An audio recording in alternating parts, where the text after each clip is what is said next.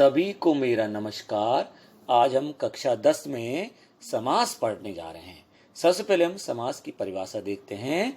समसनम इति समास है, यानी संक्षेप को समास कहते हैं। इसके अलावा दो या दो से अधिक शब्दों के मेल को समास कहते हैं। यहाँ दो या दो से अधिक शब्दों का मेल होता है तो उसे समास कहते हैं। इसमें समास में जैसे संधि में होता है एक संधि और एक संधि विच्छेद होता है, ऐसी समास में भी समस्त और समास का विग्रह होता है। यहाँ पे समस्त पद में शब्दों को मिलाकर लिखा जाता है और विग्रह में शब्दों को अर्थ के अनुसार अलग अलग करके लिखा है हमने।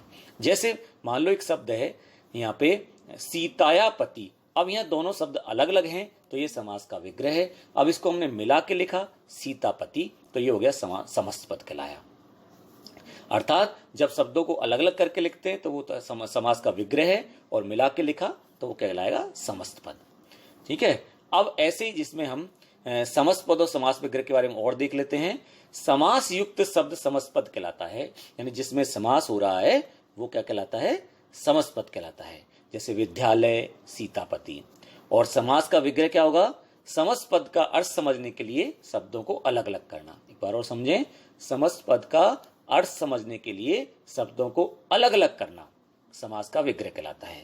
समास के मुख्य रूप से 4 भेद होते हैं, जैसे अव्ययभाव समास, तत्पुरुष समास के 2 भेद हैं, कर्मधारय द्विगु और बहुव्रीहि समास और द्वंद्व समास। हमारे सिलेबस में अभी 3 समास है मुख्य रूप से, अव्ययभाव समास, तत्पुरुष समास और द्वंद्व समास। आज हम सबसे पहले अव्ययभाव समास के बारे में पढ़ रहे हैं।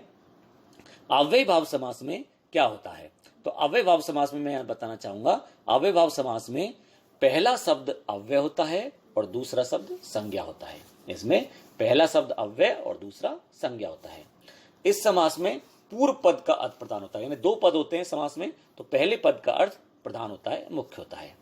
समास के दोनों पद मिलकर अव्यय बन जाते हैं। जब समास के अलग अलग शब्द होते हैं वो दोनों मिलकर अव्यय बन जाते हैं। और अव्ययभाव समास हमेशा नपुंसकलिंग के एक वचन में होता है। अव्ययभाव समास जब समस्त पद बनेगा तो नपुंसकलिंग एक वचन में बनेगा। इसमें हमको 6 शब्द दिए हुए हैं, उनके आधार पर हम अव्ययभाव समास को समझेंगे। जैसे उप, अनु, निर्निस, सह, यथा और प्रति। तो सबसे पहले हम देख रहे हैं उप शब्द को देख रहे हैं। उप शब्द में क्या होता है, उप का अर्थ होता है समीप। उप के स्थान पर हम समीपम लिखेंगे और बाद वाले शब्द में षष्ठी व्यक्ति का प्रयोग करेंगे। एक बार समझें, उप के स्थान पर हम समीपम लिख देंगे और 2 शब्द होंगे तो बाद वाले शब्द में हम षष्ठी व्यक्ति का प्रयोग करेंगे।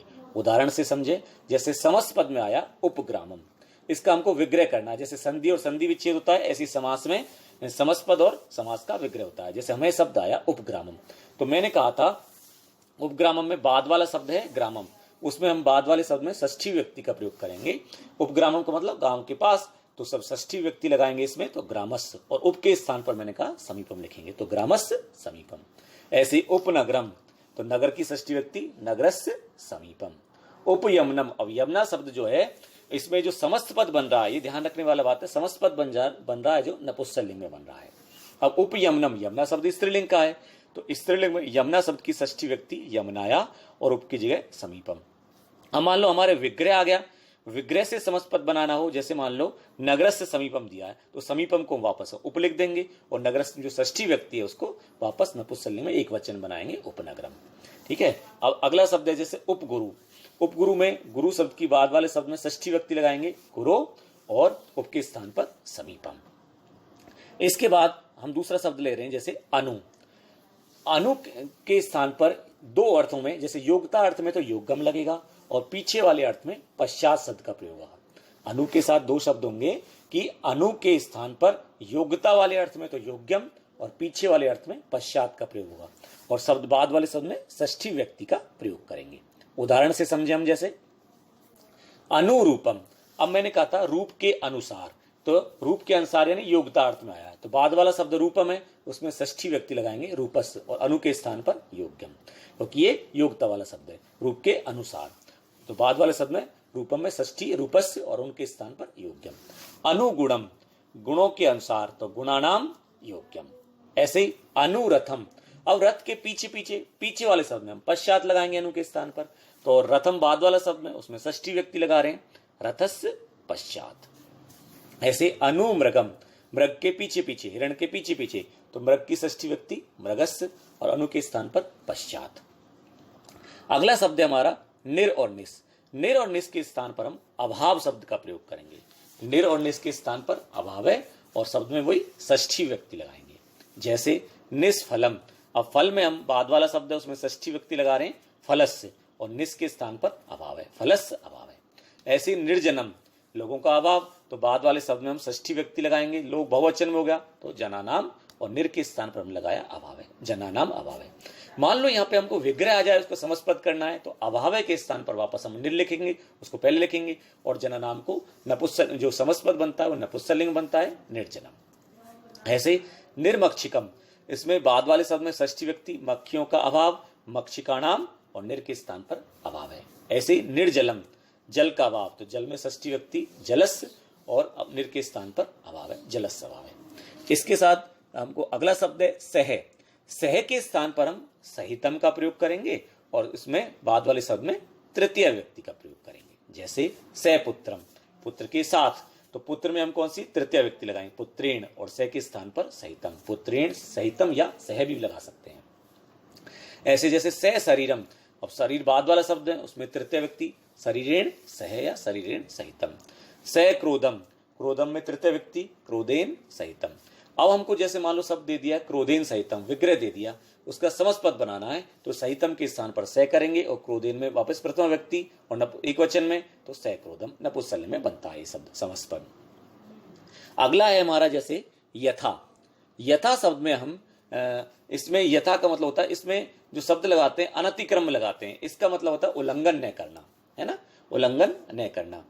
तो और शब्द में हमें द्वितीय व्यक्ति का प्रयोग करेंगे, बाद वाले शब्द में द्वितीय व्यक्ति का प्रयोग करेंगे। जैसे हमें शब्द दिया यथा शक्ति, अब बाद वाले शब्द में हमें द्वितीय व्यक्ति लगानी है शक्ति में, शक्तिम, और यथा के स्थान पर लगाएंगे अनतिक्रम, शक्तिम अनतिक्रम में। ऐसी जैसे यथा विधि, तो विधि में द्वितीय व्यक्ति विधिम, और यथा के स्थान पर अनतिक्रम, विधि के अनुसार, विधि का उल्लंघन नहीं करना। ऐसी जैसे यथा संयम दिया हमको, तो संयम में द्वितीय व्यक्ति संयम, और यथा के स्थान पर अनतिक्रम। मान लो हमको ये विग्रह दे दे, जैसे मान लो दे दिया हमको मतिम अनतिक्रम, तो हम इसको वापस समस्पद बनाएंगे, तो अनतिक्रम की जगह यथा, और मतिम में वापस हमको प्रथम व्यक्ति लगाएंगे मति, यथा मथि। अगला जो शब्द है हमारा जैसे प्रति।